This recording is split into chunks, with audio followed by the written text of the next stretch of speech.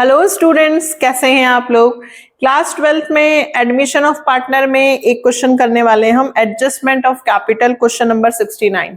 इसमें 68 तक कंप्लीट हैं और एडजस्टमेंट ऑफ कैपिटल के भी 2-3 क्वेश्चंस किए हुए हैं। जो बच रहे हैं उसमें से आज हम कर रहे हैं क्वेश्चन नंबर 69। बहुत अच्छा क्वेश्चन है। स्टार्टिंग से बताने वाली हूं कि कैपिटल एडजस्टमेंट यदि हो तो क्वेश्चन में कहाँ चेंजेस होता है और कहाँ आपको क्या काम करना है। बाकी पूरा क्वेश्चन एज इट इज जो हम लोगों ने इतने क्वेश्चंस किए हैं, रिवैल्यूएशन अकाउंट बनाना, पार्टनर्स कैपिटल, बैलेंस शीट, सब कुछ वही होगा, है ना। तो कहाँ क्या ध्यान रखना है यदि कैपिटल एडजस्टमेंट का क्वेश्चन आता है तो। दूसरी बात, 100 में से 90% चांसेस होते हैं कैपिटल एडजस्टमेंट के क्वेश्चन आने के, इसलिए कैपिटल एडजस्टमेंट को बिल्कुल नहीं छोड़ना है। तो करें start. TS Grewal 2024-25 edition, question number 69। सबसे पहले हम क्वेश्चन को रीड करते हैं। X and Y were partners in the profit sharing of ratio 3:2. Their balance sheet as at 31st March 2022 was as follows. Balance sheet दी हुई है बेटा। Z was admitted for 1/6 share on the following terms. First, Z will bring 56,000 as his share of capital but was not able to bring any amount to compensate the sacrificing partner. मतलब goodwill का पैसा ये लाने में अभी सक्षम नहीं है, बाद में लाकर देगा। गुडविल उधार है, एडजस्ट करनी पड़ेगी करंट अकाउंट के नाम से। Goodwill of the firm is valued at 84,000. Plant and machinery were found to be undervalued by 14,000. Building was to be brought up to 1,09,000. All debtors are good. Capital of X and Y will be adjusted on the basis of Z share and adjustment will be done by opening necessary current account. You are required to prepare revaluation account and partners capital. पहली बात, balance sheet नहीं बनानी है, सिर्फ revaluation और partners capital बनाना है। सबसे पहले ध्यान देना कि कैपिटल एडजस्टमेंट का जो भी काम होता है वो बैलेंस शीट में पार्टनर्स कैपिटल में होता है ना। रिवैल्यूएशन में उसका कोई फर्क। तो सबसे पहले हम रिवैल्यूएशन तो जैसा बनाते हैं वैसा बना लेते हैं, फिर हम आगे करेंगे। रिवैल्यूएशन के लिए थर्ड पॉइंट देखो, plant and machinery were found to be under valued.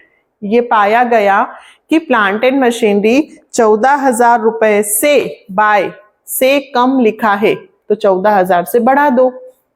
कहाँ आएगा? बाय साइड में। अब रिवैल्यूएशन तो बन जाता है ना हमसे, बाय प्लांट एंड मशीनरी कितने से इंक्रीज करना है? 14,000। ठीक है। Next, building was brought up to 1,09,000। अब देखो बिल्डिंग 98 की है, 98 से आपको उसको टू 1,09,000 तक लाना है,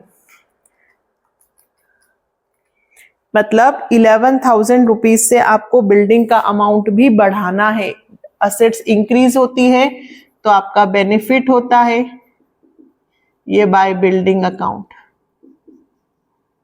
फिर ये वाला पॉइंट बिल्कुल अंडरलाइन कर लेना, मोस्ट इंपॉर्टेंट है। ऑल डेटर्स आर गुड, यानी कि क्वेश्चन में जो प्रोविजन दे रखा है 7,000, है ना, वो 7,000 का प्रोविजन अब नहीं है। जो हमें ऐसा लग रहा था कि 7,000 रुपए हमारे डूब रहे हैं प्रोविजन के, वो अब नहीं डूबेंगे। 7,000 रुपए भी हमें मिल जाएंगे, तो हमारी लायबिलिटी खत्म हो रही है बाय प्रोविजन ऑन डेटर्स। कितने से? 7,000। ठीक है। नेक्स्ट, बस ये हो गया हमारा। कितना आया भाई? सारी फायदे ही फायदे हमें। 14 और 7 21, 21 और 10 31, 32, 32,000। ये आ गया आपका 32,000। इस तरफ आया 32,000। क्या लिखेंगे इसको? प्रॉफिट। किसमें ट्रांसफर होता है? प्रॉफिट ट्रांसफर टू पार्टनर्स, कौन से पार्टनर्स? Old partners. एडमिशन में नए को कुछ भी नहीं मिलता, जो भी चीजें होती सब ओल्ड रेशियो में, ओल्ड पार्टनर्स में डिस्ट्रीब्यूट होती हैं। तो 32,000 को 3:2 में बांटेंगे। 32,000 इंटू 3 डिवाइडेड बाय 5, 19,200। और y में 12,800। ठीक है, ये मेरा क्या बन गया? रिवैल्यूएशन। जैसे हम बनाते हैं वैसे ही। अब क्या बनाएंगे? Partners capital. क्या लिखते हैं पार्टनर्स कैपिटल में? सबसे पहले बाय बैलेंस BD। किसका? XYZ तीनों का। तो X और Y का तो दिया है, 1,19,000, 1,12,000। और Z अपने घर से लेकर आएगा। क्वेश्चन में कैश दिया है तो मैं कैश का वर्ड यूज कर रही हूं, नाम है ना। बैलेंस शीट में क्या दिया हुआ है? कैश इन हैंड, तो मैं बाय कैश करके लिखूंगी। कितने ला रहा है Z? 56,000। फिर अब गुडविल का पैसा Z कैश में नहीं लाया है। Goodwill of the firm, goodwill of the firm दे रखी है 84,000। तो हम Z की गुडविल निकालेंगे कि Z कितनी गुडविल लाएगा। तो 84,000 इंटू 1/6, 6 1 जा 6 4 जा, कितने हुए? 14,000। Z कितनी गुडविल लाएगा? 14,000। जो कौन सेक्रीफाइस किस में बटेगी? X और Y। कौन से रेशियो में? सेक्रीफाइसिंग रेशियो में। क्वेश्चन में नया रेशियो दिया है? नहीं। जब नया रेशियो नहीं देते हैं तो गुडविल किस में डिस्ट्रीब्यूट होती है? सेक्रीफाइसिंग रेशियो में। निकालने की जरूरत नहीं है, नया रेशियो नहीं दिया है तो ओल्ड रेशियो ही क्या बन जाता है? सेक्रीफाइसिंग, है ना। तो 14,000 इंटू 3/5, 8,400 और माइनस 14,000 तो 5,600। अभी किस नाम से लिखेंगे? By Z's current account. किस नाम से लिखेंगे? By Z's current account. अच्छा, एक बात और, कुछ स्टूडेंट्स कह रहे थे कि मैम अभी डेथ चल रहा था, फिर आप कभी रिटायरमेंट लेते हो, कभी एडमिशन। तो देखो बेटा, मैंने आपको सारी चीजें करा तो रखी हैं। एडमिशन में ऐसा नहीं है कि मैंने क्वेश्चंस नहीं कराए, लेकिन 90-80 क्वेश्चंस हैं। इसलिए जब समय मिल जाता है कि हाँ भाई ये इंपॉर्टेंट है, और वैसे भी आपने एडमिशन किया, फिर स्कूल्स में आपकी रिटायरमेंट चल रहा है, डेथ चल रहा है, तो आपको कभी कभी पीछे के वीडियोस मिलेंगे तो आपकी प्रैक्टिस होगी ना, आपका रिवीजन होगा। क्योंकि ओवरऑल अभी आपकी जो प्री बोर्ड्स आएंगी उसमें तो सारी बुक्स एक साथ आएंगी। तो अगर आपको पुराने वीडियोस भी अभी मिलते हैं कि कभी एडमिशन का मिल रहा है, कभी डेथ का, कभी रिटायरमेंट का, तो इससे आपकी ओवरऑल प्रैक्टिस हो रही है ना। सारे कंसेप्ट आपके क्लियर हो रहे हैं कि ये चैप्टर है तो इसमें ऐसा होता था, अच्छा ये चैप्टर है तो इसमें ऐसा होता है। इसलिए आप इसी तरह से करें ताकि आपको सारे चैप्टर्स के डिफरेंस पता चले कि एडमिशन का क्वेश्चन होता है तो कैसे होगा, रिटायरमेंट का हो तो कैसे करना है, डेथ का है तो कैसे करना है ना। इसलिए आपकी ओवरऑल प्रैक्टिस होनी चाहिए। चलें, तो बाय Z's करंट हो गया गुडविल का। अब क्या करेंगे? क्वेश्चन में जनरल रिजर्व है, डिस्ट्रीब्यूट कर दें बाय जनरल रिजर्व। किसमें डिस्ट्रीब्यूट होगा? सिर्फ X और Y। क्या है जनरल रिजर्व? 14,000 ही है इसमें भी, तो 14,000 भी 3 और इसी में बटेगा तो 8,400 और 5,600। फिर क्या करते हैं? रीवैल्यूएशन का प्रॉफिट लिख दो बाय रीवैल्यूएशन प्रॉफिट। कितना? 19,200 और 12,800। देखो अभी तक कोई कुछ भी ऐसी चीज आई है जो हमने नहीं की है? सब कुछ वही है। अब हमें देखना है कि अब हमें क्या करना है। अब आता है हमारा कैपिटल एडजस्टमेंट।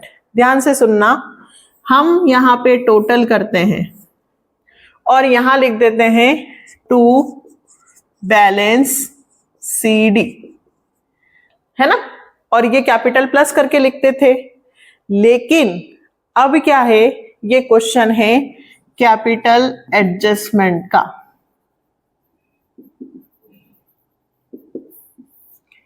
यहां पर एक बार हम लाइन पढ़ते हैं, लास्ट वाली देखना। Capital of X and Y will be adjusted on the basis of Z share. मतलब जेड ने कहा कि आप मुझसे 56,000 मंगवा रहे हो, कैपिटल ऑफ 1/6 शेयर, मेरा शेयर 1/6 है, जिसके लिए आप मुझसे कैपिटल मंगवा रहे हो 56,000। तो मुझसे इतना पैसा मंगवा रहे हो तो मेरे शेयर के अकॉर्डिंग आप भी कैपिटल एडजस्ट करो। मेरा अमाउंट आप मुझसे इतना मंगवा रहे हो और आपने तो कैपिटल कम लगा रखी है जो भी है, तो यदि आप मुझसे इतना शेयर में मंगवा रहे हो तो आपकी कैपिटल भी मेरे शेयर के हिसाब से एडजस्ट करो। तो हमें क्या करना है, ये कैपिटल किसकी है, जेड की, है ना। तो हम निकालेंगे यहां पे कैपिटल ऑफ होल फर्म। ये बिल्डिंग है, ठीक है, हमारी बिल्डिंग, हम थर्ड हिस्से पे रहते हैं, हमसे वो रेंट बोल रहे हैं कि 15,000 रुपए दो। आप 1/3 हिस्से पे रह रहे हो और आपसे बोला है कि 15,000 रुपए किराया दो।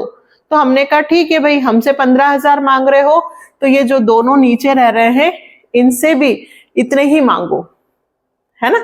तो यहाँ पे 1/6 शेयर की कैपिटल है 56,000, जेड 1/6 के लिए 56 ला रहा है, तो पूरी फर्म की कैपिटल इसके अकॉर्डिंग होगी 56,000 इंटू 1/6। इधर होता है बेटा, इधर जाएगा तो क्या होगा 6/1। कितना होगा 6/1। तो 56,000 इंटू 6, ये आ गया। पूरी फर्म की कैपिटल होगी 3,36,000। कितनी होनी चाहिए, एक्स वाई जेड। 56 किसकी है, जेड की। टोटल कितनी होनी चाहिए 336। कितनी होनी चाहिए 336, जिसमें से जेड की कितनी होगी 56, बाकी किसकी होगी एक्स और वाई की। क्वेश्चन में न्यू रेशियो दिया है क्या, अगर न्यू रेशियो दिया है तो न्यू रेशियो में डिवाइड करना, न्यू रेशियो नहीं दिया है तो न्यू रेशियो निकाल लीजिए। और एक और तरीका है कि 336 में से मैं 56 को माइनस कर देती हूं तो 280, जो किस में बांट दूं एक्स और वाई में। या तो न्यू रेशियो निकाल के बांट दीजिए, न्यू रेशियो निकालना आता है आपको, 1 में से 1/6 माइनस करूंगी, कितना बचेगा 5/6। 5/6 को किस में बांटूंगी 3:2 में। ये किसका हो जाएगा x का, ये किसका हो जाएगा y का। 5/6 इंटू 3/5, 5/6 इंटू 2/5, 5 3 जा 15 अपॉन 30, 5 2 जा 10 अपॉन 30। तो न्यू रेशियो कितना आया 15/30, 10/30, और इसका 1/6 है तो डिनोमिनेटर सेम करेंगे तो 5/30। 15 10 5, छोटा करो, 5 3 जा 5 2 जा 5 1 जा 3 2 1। नया रेशियो क्या आया 3 2 1। यदि कोई इंफॉर्मेशन नहीं दी होती तो प्रॉफिट को कितना मानते हैं 1। याद आया, total profit of the firm 1। 1 में से किसको माइनस कर दिया 1/6, बचा कितना 5/6, डिस्ट्रीब्यूट किया। बट इस सब की मैं कह रही हूं आवश्यकता ही नहीं है। अगर न्यू रेशियो नहीं दिया है तो आप बहुत सिंपल है कि भाई 336 पूरी कैपिटल है, जिसमें से z की कितनी है 56, तो आप बेटा इसमें से इसको क्या कर देना माइनस, बचा कितना 280, उसको 3 2 में बांट दो, एक ही बात है। 280 इंटू 3 डिवाइडेड बाय 5, ये कितना आया 168, और 280 इंटू 2 डिवाइडेड बाय 5, ये 2,80,000 इंटू 2 डिवाइडेड बाय 5, 1,12,000। चेक कर लो, कैपिटल आ गई 168, 112 और 56। और यदि मैं 336 को 3/6, 2/6 और 1/6 में बांटूंगी तो भी यही आएगी। ठीक है, न्यू रेशियो निकाल के बांट सकते हो। कैपिटल एडजस्टमेंट सिर्फ इतना सा है बेटा, फिर से सुन लो। Z 16 के लिए कितनी कैपिटल ला रहा है? 56। तो पूरी फर्म की कैपिटल कितनी होगी? 336। 336 को 3 to 1 में बांट दो तो भी यही आएगा। और यदि उसमें से 56 निकाल के 3 2 में बांटोगे तो भी यही आएगा। दोनों ही तरीके से आप कर सकते हो। ये नई कैपिटल है जो बैलेंस शीट में लिखी जाएगी। ये कौन सी कैपिटल है? न्यू कैपिटल, जो कहां लिखी जाएगी? बैलेंस शीट में। तो ये बैलेंस सीडी में यहां लिख देती हूं, 168, 1,12,000 और 56। तो कैपिटल एडजस्टमेंट में पहले पूरा क्वेश्चन जैसा आप करते हो वैसा करने के बाद बैलेंस जो है वो ये वाला लिखना। तो अब यार मैं अगर टोटल करती हूं इस तरफ का 1,19,000 प्लस 8,400 प्लस 8,400 प्लस 19,200, तो इस तरफ आ रहे हैं 1,55,000, जबकि इधर का टोटल हो रहा है 168। यानी कि x को कुछ पैसा घर से एडजस्ट करना पड़ेगा। 168 में से 1,55,000 को क्या कर दो? माइनस।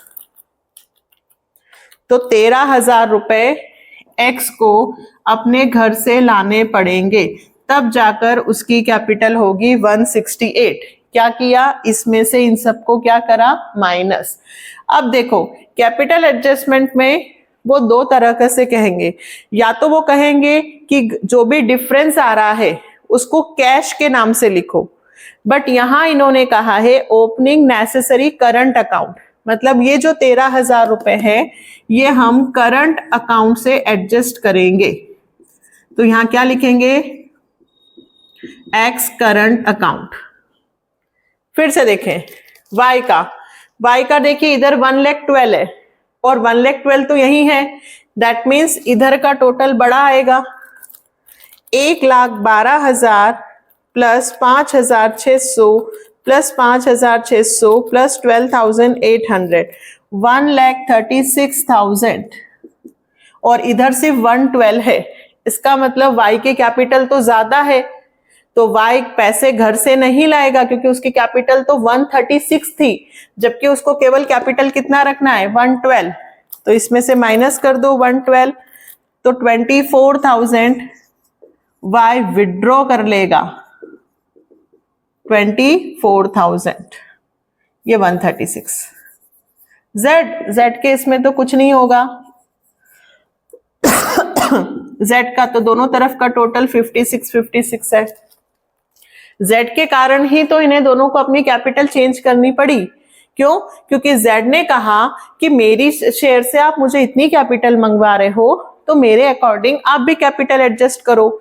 तो हमने z के हिसाब से कैपिटल निकाल के न्यू रेशियो में बांटा और उस न्यू रेशियो को लिखा है टू बैलेंस CD करके। और जो डिफरेंस आएगा x का डेबिट साइड और y का क्रेडिट साइड, जो कम आया है, ठीक है, ये डेबिट कहलाता है और ये क्रेडिट। मैंने बहुत अच्छे से एक वीडियो में आपको समझाया है क्यों।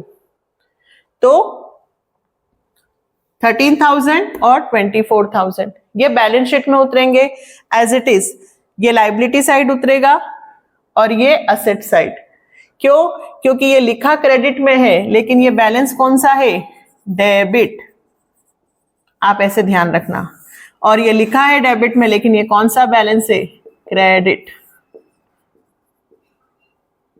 क्यों? क्योंकि पार्टनर्स कैपिटल जर्नल एंट्री क्या बनेगी? Y's capital to Y's current, है ना। और इधर क्या बनेगी? X current to X capital. ये एक्स कैपिटल की क्रेडिट साइड में है तो ये डेबिट हुआ, और ये वाई की डेबिट साइड में है तो ये क्रेडिट हुआ। ठीक है, जर्नल एंट्री बनाकर देखना। तो कौन सा क्वेश्चन कंप्लीट हुआ? 69 कैपिटल एडजस्टमेंट। कैसे स्टार्ट करते हैं समझ में आ गया? पहले पूरा क्वेश्चन करना, पार्टनर्स कैपिटल बना लेना, फिर नए पार्टनर के अकॉर्डिंग कैपिटल निकालकर उसे बैलेंस करके लिख देना और फिर प्लस माइनस करके जो डिफरेंस आए उसे करंट करके लिखना। क्या करके लिखना? करंट। ये जर्नल एंट्री में ये जो आंसर आया है, अगर आप जर्नल एंट्री बना के देखोगे तो इसकी जर्नल एंट्री कैसे बनेगी? X current account debit to X capital. समझ में आया? ये एक्स कैपिटल क्रेडिट साइड है तो ये क्रेडिट होता है, इसलिए इसको डेबिट बैलेंस बोलते हैं, यहां से ध्यान रखना। ठीक है, चलो तो नेक्स्ट वीडियो में मिले फिर एक नए क्वेश्चन के साथ। डेथ के भी आपको मिलते जाएंगे क्वेश्चंस, डोंट वरी, डेथ आगे चलता जाएगा, डेथ डिसोल्यूशन, और पीछे पीछे कुछ क्वेश्चंस जो एडमिशन और रिटायरमेंट के बचे हुए हैं, समय समय पर आपको उनके वीडियोस भी मिलते रहेंगे। तो इसी तरह से चैनल को सपोर्ट कीजिएगा, लाइक, सब्सक्राइब एंड शेयर, और प्लीज बताइएगा कि आपको मेरे वीडियो से हेल्प मिल रही है या नहीं। Bye, take care.